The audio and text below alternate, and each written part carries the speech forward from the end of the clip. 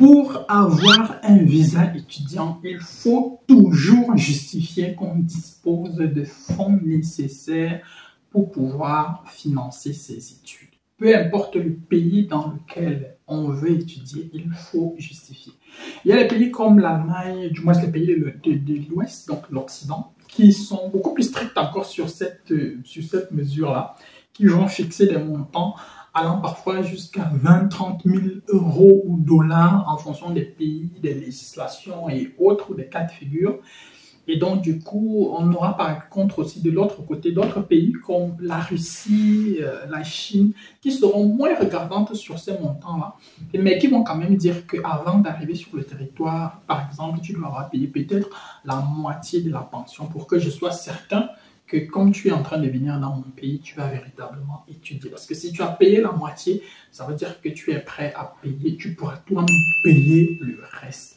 Et donc, du coup, dans cette vidéo, je m'en vais parler avec toi des 3 principales preuves de fonds qui sont acceptées dans le cadre du visa étudiant, notamment la caution, donc le compte bloqué, le garant à travers une prise en charge ou alors une bourse d'études. Installe-toi et au cours des 10 prochaines minutes environ, je m'en vais balayer avec toi tous les éléments autour de ces 3 points.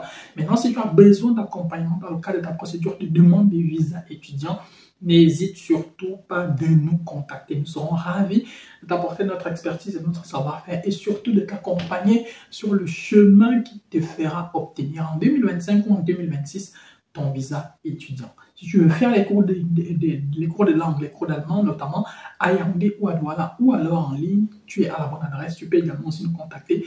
Nous serons ravis de t'accueillir et surtout de t'apporter notre expertise. Installe-toi et au cours des 10 prochaines minutes environ, je m'en vais te dire tout ce que tu dois savoir sur le visa étudiant et notamment les principales preuves de fonds qui sont acceptées par les différents pays et les différentes universités.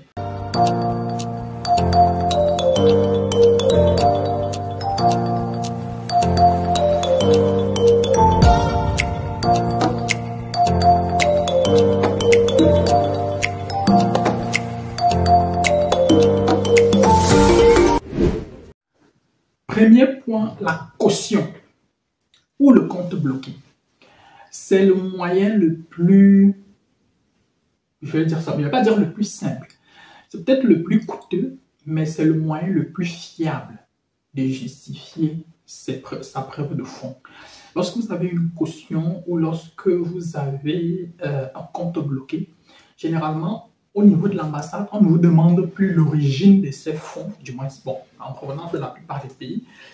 On ne vous demande plus l'origine de la preuve de l'origine de ces fonds, mais l'ambassade, tout ce qui intéresse l'ambassade, c'est juste, ok, est-ce que vous disposez véritablement de l'argent en question?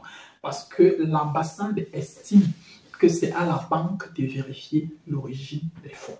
Donc, si la banque a accepté l'argent que vous avez mis à sa disposition, alors, et que la banque vous a fourni le document qui dit que, ok, l'individu XY né le A, avec pour numéro le passeport, je ne sais pas trop, a déposé tel jour chez nous, tel montant, en foi de quoi nous lui délivrons tel document.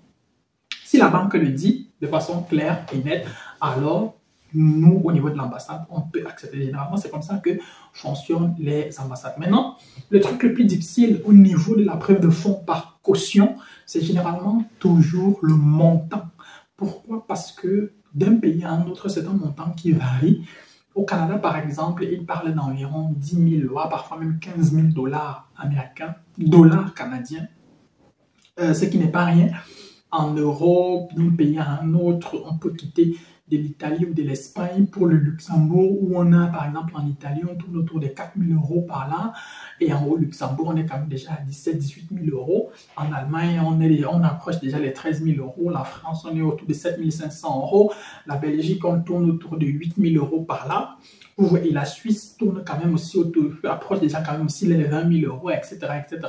Quand on part en Angleterre, par exemple, on est autour de 13 000, entre 9 000 et 12 000 livres sterling, selon qu'on veut étudier à Londres ou en dehors de Londres, etc., etc. Bref, vous voyez avec moi que ce sont des montants, voilà, plus ou moins considérable. C'est pas forcément tout le monde qui peut se prévaloir de disposer d'un tel montant du jour au lendemain pour pouvoir mettre cela dans un compte bloqué. Maintenant, l'avantage aussi, c'est qu'il y a toujours des petites parades. Notamment, par exemple, avec le Canada, où, bon, c'est vrai que actuellement, le Canada a réduit les visas étudiants, mais bon, mais avec le Canada quand même, le Canada donne la possibilité que tu disposes de ton argent dans ton pays, et donc du coup, ça rend quand même cela assez flexible, et donc tu peux trouver plus ou moins une parade qui peut plus ou moins te permettre de justifier d'un tel montant, même si en définitive et au fond, l'argent n'est pas entièrement de toi. Par contre, si tu vas sur d'autres pays comme l'Allemagne, par exemple, ou l'Angleterre, dans ces pays-là, le compte bloqué doit généralement avoir été ouvert dans une banque allemande, donc dans une banque située et installée en Allemagne.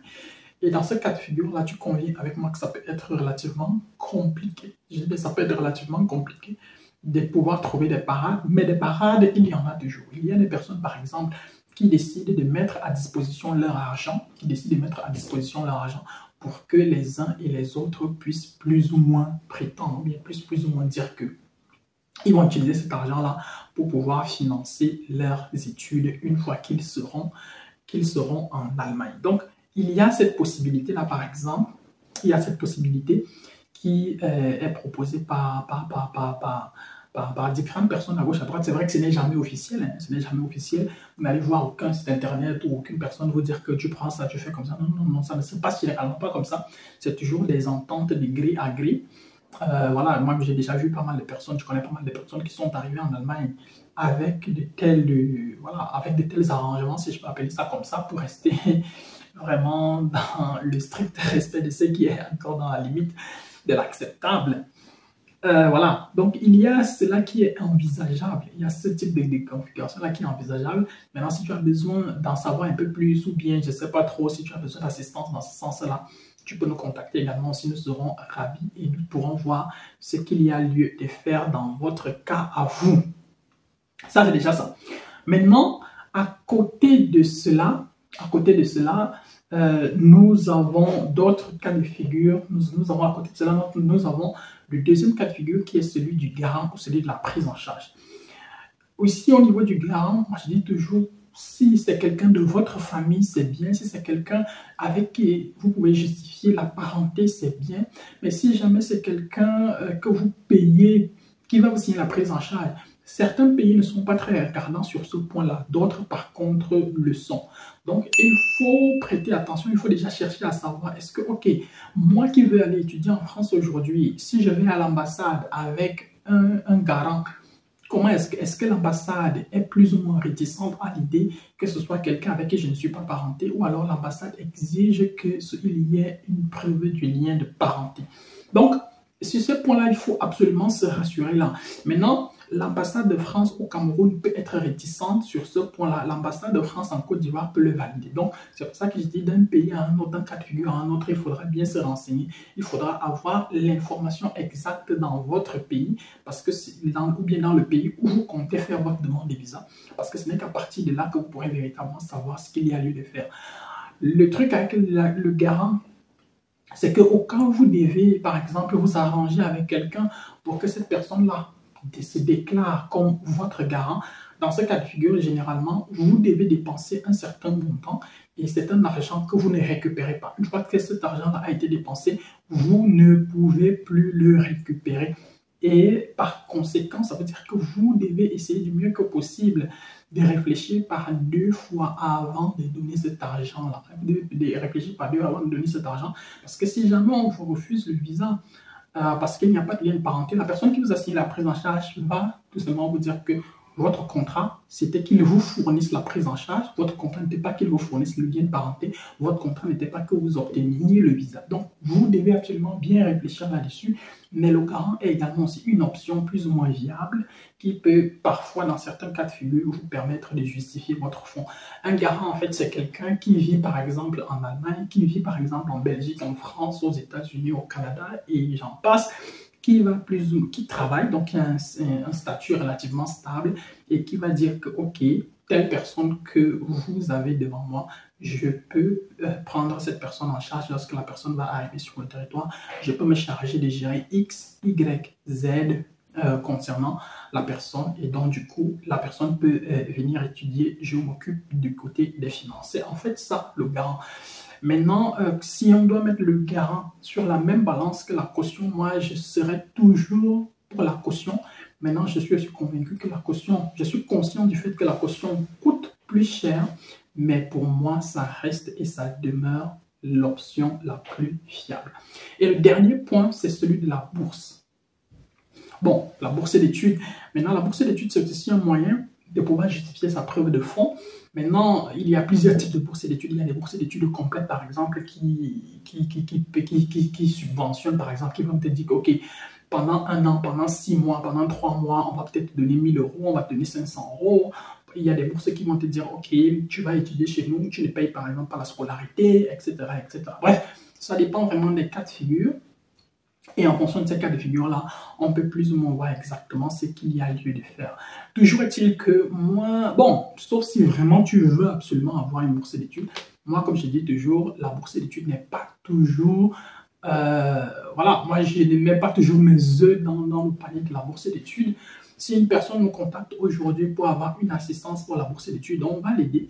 Mais je vais également aussi être clair avec cette personne-là qu'il vaut peut-être mieux aussi commencer déjà à chercher un plan B si jamais le plan B peut exister. Parce que si jamais il n'y a pas possibilité, par exemple, si jamais, par exemple, on met tous les œufs dans le panier de la bourse d'études et qu'au final, la bourse d'études est refusée, qu'est-ce qui va se passer? Donc ça également aussi, ce sont des points sur lesquels il faut réfléchir avant d'arriver à la bourse d'études. Donc avant de faire sa demande de bourse d'études, il faudra avoir également aussi pensé à ça. Donc c'est pour ça que même en allant sur une option comme celle-ci, il faudrait peut-être mieux chercher également aussi à financer parallèlement et normalement son projet de voyage.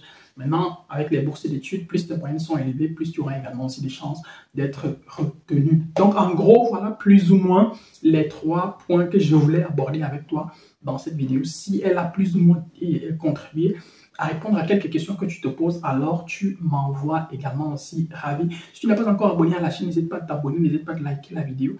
N'hésite pas à nous laisser d'autres questions en commentaire ou des points que tu souhaiterais qu'on aborde dans notre vidéo. Nous serons ravis d'échanger avec toi. Si tu as besoin d'accompagnement dans le cadre de ta procédure des visas, nous sommes également aussi là pour toi. Nous pouvons te faire arriver dans le pays dans lequel tu souhaiterais étudier. D'ici à notre prochaine vidéo, porte-toi bien des choses à toi. Ciao.